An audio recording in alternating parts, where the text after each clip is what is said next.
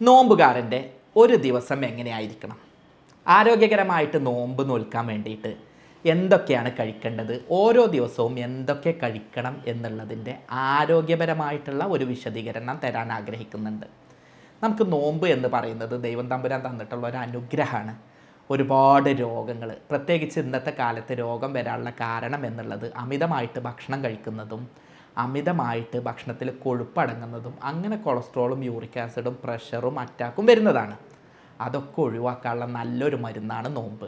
എന്നാൽ നോമ്പ് അതിൻ്റെ ചൈതന്യത്തോടെ കിട്ടണമെന്നുണ്ടെങ്കിൽ നോമ്പ് പടച്ചോനെ പറ്റിക്കലാവാൻ പാടില്ല. മറിച്ച് ഭക്ഷണം കൃത്യമായിട്ടും ശാസ്ത്രീയമായിട്ടും കഴിക്കണം. അതെങ്ങനെയാണെന്ന് നമുക്കിന്ന് ചർച്ച ചെയ്യാം. ഞാൻ doctor Basil Yusuf, doctor Basil's homeo hospital, Pandikkad, Malappuram ജില്ല.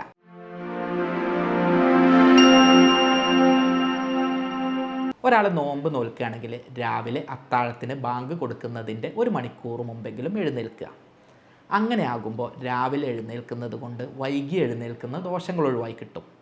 എഴുന്നേറ്റ ഉടനെ തന്നെ പ്രഭാത കൃത്യങ്ങൾ കഴിഞ്ഞതിന് ശേഷം 1 ഗ്ലാസ് വെള്ളം കുടിക്കുക വെറും വയറ്റിൽ. എപ്പോഴും രാവിലെ അത്താഴത്തിന് 1.5 ലിറ്റർ വെള്ളം നമ്മൾ കുടിക്കണം.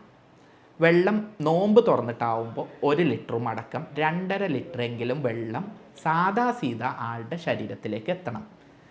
പല രോഗങ്ങളും ഉണ്ടാവുന്നത് വെള്ളം കുറയുന്നതുകൊണ്ടാണ്. കിഡ്നിയിലെ സ്റ്റോണ്, മൂത്രക്കടച്ചിൽ, വയറുവേദന, മലമുറക്കലൊക്കെ. അപ്പോൾ രാവിലെ എഴുന്നേറ്റ ഉടനെ തന്നെ വെള്ളം കുടിക്കുക. അത് ശോധന നന്നാവാനും വയറിലെ വേസ്റ്റുകൾ പോകാനൊക്കെ നന്നാവും. രണ്ടാമത്, നമ്മൾ അത്താഴത്തിന് പ്രോട്ടീൻ അടങ്ങിയിട്ടുള്ള ഭക്ഷണം നല്ലതാണ്. അതിന് കടലകളും പയറും മുട്ടയുടെ വെള്ളയും ഉപയോഗിക്കുക. എന്നാൽ പെട്ടെന്ന് ദഹിക്കുന്ന തരത്തിൽ വേഗത്തിൽ എനർജി ആക്കുന്ന ഹൈ ഗ്ലൈസീമിക് ഇൻഡെക്സ് ഉള്ള സാധനങ്ങൾ പരമാവധി ഒഴിവാക്കുക. ഹൈ ഗ്ലൈസീമിക് ഇൻഡെക്സ് നിങ്ങൾ പേടിപ്പിക്കൊന്നുമില്ല. തിന്നാൽ വിശപ്പ് മാറും, കുറച്ചു നേരം കഴിഞ്ഞാൽ വേഗം വിശക്കും. അങ്ങനത്തെ സാധനങ്ങൾ നമ്മൾ കഞ്ഞി കുടിച്ചാൽ കണ്ടിട്ടില്ലേ, വേഗം നല്ല ഊർജ്ജം കിട്ടും. കുറേ കഴിഞ്ഞ് മൂത്രമൊഴിച്ച് പോകുമ്പോഴത്തേന് വിശപ്പ് തുടങ്ങും. അങ്ങനത്തെ സാധനം കഴിച്ചിട്ട് പ്രത്യേകിച്ച് കാര്യമില്ല. എന്നാൽ ഗോതമ്പ് പോലുള്ള, അതല്ലെങ്കിൽ നമ്മളുടെ ആട്ടപ്പൊടി കൊണ്ട് ഉണ്ടാക്കിയിട്ടുള്ള ചപ്പാത്തി പോലുള്ള ഓട്സ് കൊണ്ടുള്ള സാധനങ്ങളാകുമ്പോൾ അതിൽ തവിട് അടങ്ങിയിട്ടുണ്ട്. അതുപോലെ തന്നെ ഷുഗർ പെട്ടെന്ന് റിലീസാക്കില്ല.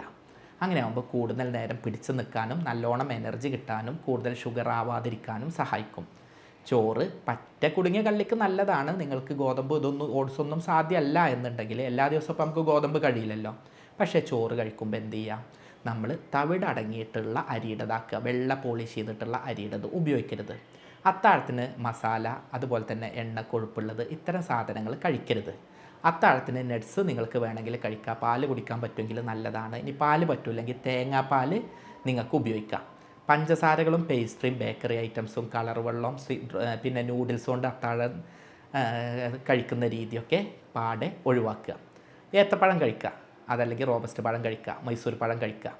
ഇനി നേരത്തെ പറഞ്ഞ കടലയോ അല്ലെങ്കിൽ നിങ്ങൾക്ക് പയറോ കഴിച്ചാൽ പ്രോട്ടീൻ്റെ നല്ല സോഴ്സാണ്. പക്ഷേ എന്ത് പ്രശ്നം ഉണ്ടാവും, ഗ്യാസ് ഉണ്ടെന്നുണ്ടെങ്കിൽ അത് പരമാവധി ഒഴിവാക്കുക. എന്നാൽ മുട്ടയുടെ വെള്ള ഗ്യാസ് ഉണ്ടാവുന്നില്ലെങ്കിൽ അത് നിങ്ങൾക്ക് എടുക്കാം. നന്നായിട്ട് വെള്ളം കുടിക്കുക. ഇനിയിപ്പോൾ തേങ്ങ വെള്ളമോ അങ്ങനത്തെ എന്തെങ്കിലുമൊക്കെ ആണെങ്കിൽ നിങ്ങൾക്ക് കുടിക്കാൻ കഴിയുമെങ്കിൽ അത് കുടിക്കാം. പക്ഷേ കളർ വെള്ളങ്ങളും വല്ലാതെ കുത്തി കലക്കിയിട്ടുള്ള വെള്ളങ്ങളും ആവരുത്. കാരക്ക ഓക്കെയാണ്, നിങ്ങൾക്ക് കഴിക്കുക. സ്വാഭാവികമായിട്ടും ഫൈബർ ഉണ്ടാവാനും ദഹനം ശരിയാവാനൊക്കെ അത് നല്ലതായിട്ട് സഹായിക്കും. എന്നാൽ അത്താഴത്തിന് ചെയ്യാൻ പറ്റാത്തത് എണ്ണയിൽ ഇട്ടിട്ടുള്ള എണ്ണയിൽ വറുത്തിട്ടുള്ളത്, അതുപോലെ തന്നെ ഉപ്പിലിട്ടത്, തലേ ദിവസത്തെ മന്തിയും പൊറാട്ടയും ചൂടാക്കിയത്, പൊറാട്ട പോലുള്ള മൈദ കൊണ്ടുള്ള സാധനങ്ങൾ, ഇതൊക്കെ ഒഴിവാക്കുക. കോഴി പ്രശ്നമല്ല, കോഴിയുടെ കറിയാണെങ്കിൽ നിങ്ങൾ കഴിച്ചോളൂ. ഫ്രൈ ആക്കുമ്പോൾ ആ ഫ്രൈൻ്റെ പ്രശ്നമേ ഉള്ളൂ, കോഴി കുഴപ്പമില്ല. എന്നാൽ എന്താവരുത്, ബീഫ് മട്ടൺ പരമാവധി കുറയ്ക്കുക. അങ്ങനെ ആവുന്ന സമയത്ത് നമുക്ക് പരമാവധി എന്തുണ്ടാകും, പ്രോട്ടീൻ കിട്ടാൻ ഈ കോഴിയിറച്ചി നല്ലതാണ്. എന്നാൽ ബീഫ് മട്ടണ് തടി കൂടാനും കൊഴുപ്പടിയാനും വയറുറക്കാനും കാരണമാവും എന്നുള്ളതുകൊണ്ട് മൂലക്കുരുവൊക്കെ ഉള്ളവരാണെങ്കിൽ ചിക്കൻ പ്രശ്നം ഉണ്ട് എന്നുണ്ടെങ്കിൽ ഒഴിവാക്കുക. അല്ലെങ്കിൽ കുറച്ച് ചിക്കൻ കഴിച്ചു എന്ന് കരുതിയിട്ട് നമ്മൾ പലപ്പോഴും നോമ്പാവുമ്പോൾ ചിക്കൻ നോൺ വെജ് ഉപയോഗിക്കുന്നതാണ്. അതിനെ പാടെ എതിർക്കുന്ന ഒരാളല്ല ഞാൻ. ഇനി അത്താഴം കഴിച്ചാൽ കിടന്നുറങ്ങരുത്. അത്താഴം ഒഴിവാക്കുന്ന പരിപാടി ചിന്തിക്കുകയേ ചെയ്യരുത്. രാത്രി കുറേ ഭക്ഷണം കഴിച്ച് 2 മണിക്കും 3 മണിക്കും കിടക്കുന്ന പരിപാടിയും വേണ്ട. അത്താഴത്തിന് എഴുന്നേൽക്കുക, എന്നിട്ട് വ്യായാമം ചെയ്യുക. നമ്മളെന്താ ചെയ്യുക, രാവിലത്തെ വ്യായാമം ഒഴിവാക്കും. കാരണം നോമ്പെടുത്തിക്കല്ലേ എഴുതിയിട്ട് രാവിലെ ലഘു വ്യായാമങ്ങൾ നിങ്ങൾ ചെയ്തോളൂ, ഹെവി ആക്കണ്ട, അപ്പോൾ ക്ഷീണിക്കും. എന്നാൽ വൈകുന്നേരം നിങ്ങൾ വ്യായാമം ചെയ്തോളൂ. കാരണം എന്താ, ഇങ്ങനെ വൈകുന്നേരം നമ്മൾ വ്യായാമം ചെയ്യുന്ന സമയത്ത് പിന്നെ കഴിക്കുന്ന ഭക്ഷണങ്ങൾ വേഗം ദഹിക്കും, ശരീരത്തിൽ പിടിക്കൂല, വേഗം എനർജി ആയിട്ട് ഉപയോഗപ്പെടുത്തും. ഇല്ലെങ്കിൽ എന്താ ഉണ്ടാവുക, രാവിലെ വ്യായാമം ചെയ്താൽ നമ്മൾ കുഴങ്ങും, വൈകുന്നേരം കഴിക്കുന്നത് തടിമ പിടിക്കുകയും ചെയ്യും. അപ്പോൾ വൈകുന്നേരം ആക്കിയിട്ട് വ്യായാമം ചെയ്യുക. കുഴങ്ങിയിട്ടുണ്ടാവും, അപ്പോൾ ഹെവി വ്യായാമം വേണ്ട. അതുപോലെ തന്നെ ഉച്ചയ്ക്ക് വല്ലാതെ വെയിൽ കൊള്ളുക, സൂര്യപ്രകാശം നേരിട്ട് കൊള്ളുക എന്നുള്ളതൊക്കെ ഒഴിവാക്കുക. ഉച്ചയ്ക്ക് ചെയ്യേണ്ട പരിപാടികൾ രാവിലെയോ വൈകുന്നേരമോ രാത്രിയൊക്കെ ആക്കിയിട്ട് ചെയ്യാം. ഉച്ചയ്ക്ക് വേണമെങ്കിൽ കിടന്നുറങ്ങാം, നേരെ സൂര്യൻ്റെ പ്രകാശം തട്ടുന്ന പരിപാടി വേണ്ട. ഇനി നോമ്പ് തുറക്കുന്ന സമയത്ത് നമ്മൾ സാധാരണ എന്താ ചെയ്യുക? സിനിമയിലൊക്കെ പറയുന്ന പോലെ ബാങ്ക് കൊടുത്താൽ അറ്റാക്ക് തുടങ്ങിക്കോന്ന് ഏതോ സിനിമയിൽ പറയുന്നില്ലേ? ആ രൂപത്തേക്ക് പോവരുത്. നമ്മളൊരു കാരക്ക കൊണ്ട് നോമ്പ് മുറിക്കുക, വെള്ളം മെല്ലെ മെല്ലെ ശരീരത്തേക്ക് കുടിപ്പിക്കുക. അല്ലാതെ ബാങ്ക് അങ്ങ് കൊടുത്തു വരുത്തിയിട്ട് വെള്ളം ഇതാക്കുന്ന രൂപത്തിലേക്ക് ആവരുത്. മുറുക്കായിട്ട് മെല്ലെ ആശ്വാസം പോലെ കുടിക്കുക. എന്നിട്ട് പഴങ്ങൾ കഴിക്കുക. ഇത് ഏറ്റവും നല്ലത്. ഒരേ ടൈപ്പ് പഴങ്ങൾ കഴിക്കുക. ഇന്ന് ചക്കയാണെങ്കിൽ നാളെ മാങ്ങ, മറ്റന്നാൾ നമുക്ക് പപ്പായ, അടുത്ത ദിവസം നമ്മൾക്ക് അവൈലബിൾ ഏതാ പഴം എന്ന് വെച്ചാൽ. ഞാൻ ഈ ചക്കയും മാങ്ങയൊക്കെ പറയാനുള്ള കാരണം ഇതൊക്കെ നമ്മൾ വീട്ടിലുള്ളതാണ്. നിങ്ങൾ കുറേ ഇറാനിയൻ വത്തക്കയും അല്ലെങ്കിൽ കിവിയും അല്ലെങ്കിൽ സ്ട്രോബെറി ഒന്നും വാങ്ങി കഴിക്കണമെന്നില്ല. ഇങ്ങനെ നമ്മളെ വീട്ടിലുള്ള ചക്കയും മാങ്ങയായിട്ട് കഴിക്കുക. പിന്നെ ചെയ്യാൻ നല്ലത്, ഈ പഴങ്ങൾക്ക് കഴിക്കുമ്പോൾ കഴിക്കാൻ പറ്റാത്തത് എന്താണ്? കരിച്ചത്, പൊരിച്ചത്, സമൂസ, ചിക്കൻ റോള്, ഷവായ, ഷവർമ, ബ്രോസ്റ്റ്, അൽഫാം ഇതൊക്കെ ഒഴിവാക്കുക. ഒന്നാകെ വാരി വലിച്ച് കഴിക്കുന്നതിന് പകരം മെല്ലെ മെല്ലെ ആക്കി സാവധാനം കഴിക്കുക. ജ്യൂസുകൾ കഴിവതും ഒഴിവാക്കുക. കാരണം എന്താ പറയുക, ഇതിൽ പഞ്ചസാര കുത്തി കലക്കിക്കുക. ഇനി ജ്യൂസ് കഴിച്ചാലും വേണ്ടില്ല, പഞ്ചസാര കുറയ്ക്കുക. ഫ്രൂട്ട്സ് ആസച്ച് കഴിക്കുന്നതാണ് നല്ലത്.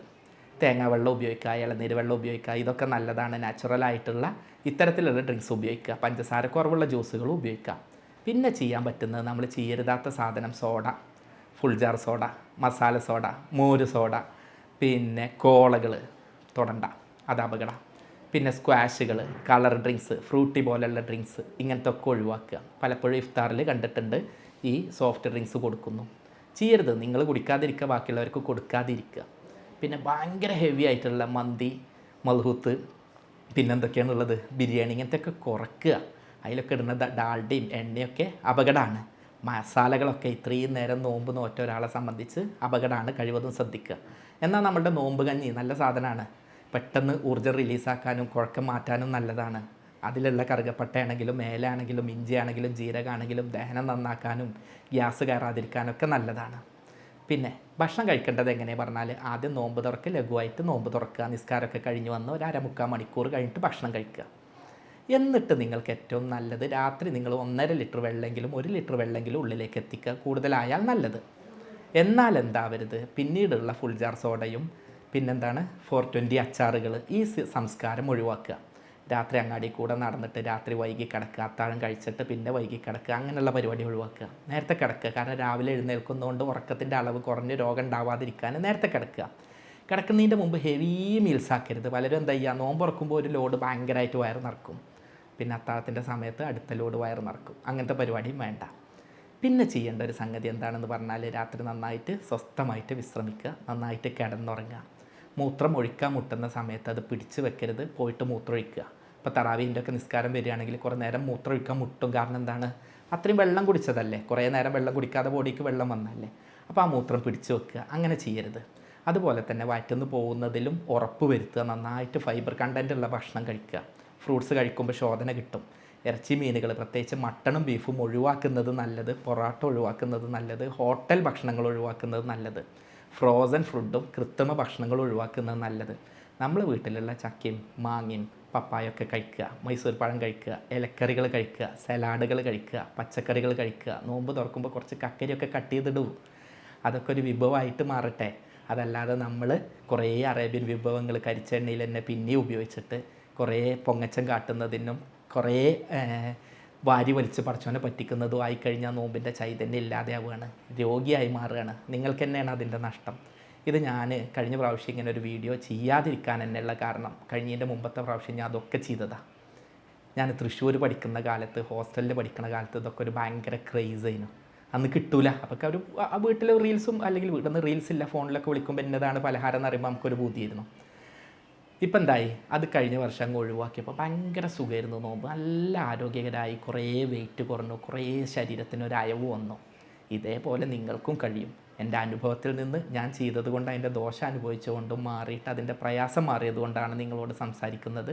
ആരോഗ്യകരമാവട്ടെ നിങ്ങളുടെ നോമ്പ് എന്ന് ആശംസിക്കുന്നു. സ്നേഹത്തോടെ doctor Basil Yusuf, doctor Basil's homeo hospital, Pandikkad, Malappuram ജില്ല, നടക്കാവ്, കോഴിക്കോട്.